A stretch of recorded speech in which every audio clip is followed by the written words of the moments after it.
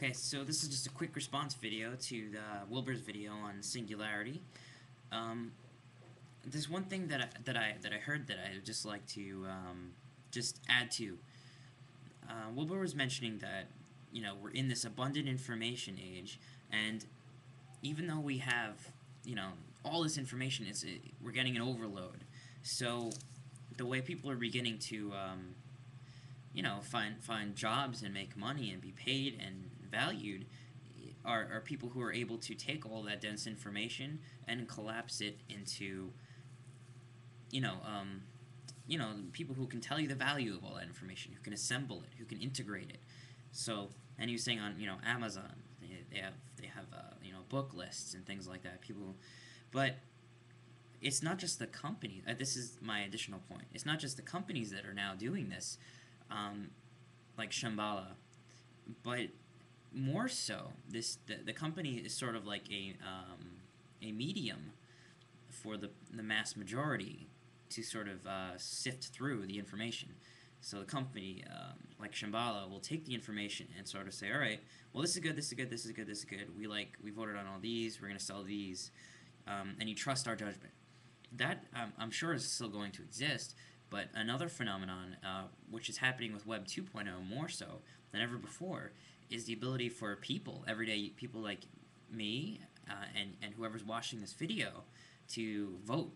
And all of a sudden, it's not necessarily the companies that are telling us what's good, and we're not necessarily trusting in them anymore. We now have another option where we can tell ourselves what's good, where we can vote on things, where we can rate things. I mean, this video has stars. You'll be able to rate whether or not you thought this was a good video, or if it wasn't.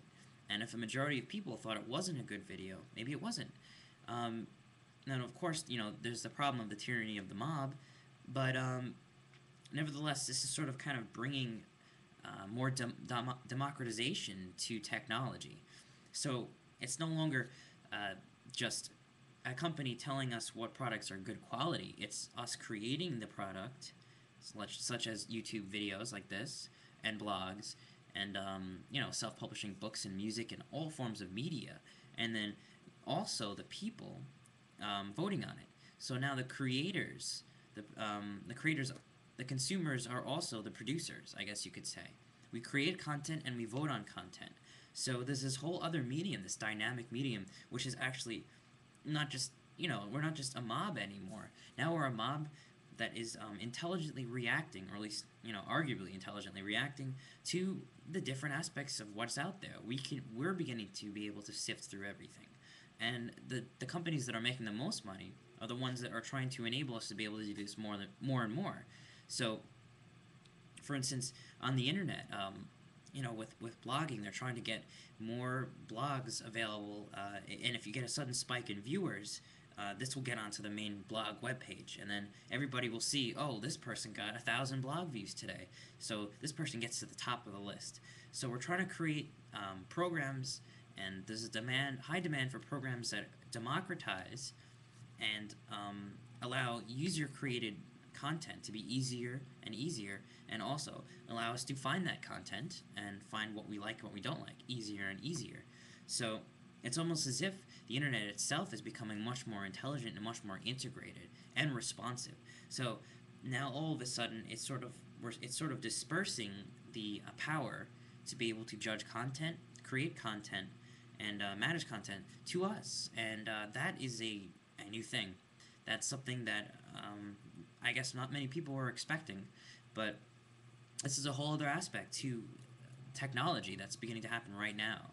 And with Web 2.0, it's starting. We're probably going to see it more and more with Web 3.0. We have Wikipedia, we have Twitter, we have WordPress and Blogger, and we also have things such as, I'm trying to think of some other examples. But yeah, besides social networking, there's all this creative content that's popping up, and in response to that, there's a lot of opposition by the people who used to be able to control that, which are the bigger businesses that used to be able to value and judge the products that we were going to get, and the people who used to have that kind of power. such as journalism is sort of weakening its power, or it's trying to adapt by creating its own forms of blogs. Journalists used to call blogs mass amateurization of media. Well, sorry to tell you the truth, that's what's happening. But it's not necessarily so negative. It has downsides, but also has positive sides. So yeah, just throwing this out here. As far as the rest of the video, I mean, it's great. I just wanted to add this part because this is a major thing that's happening right now, and it's what's really evolving the internet, and hopefully it's what's going to really evolve our culture.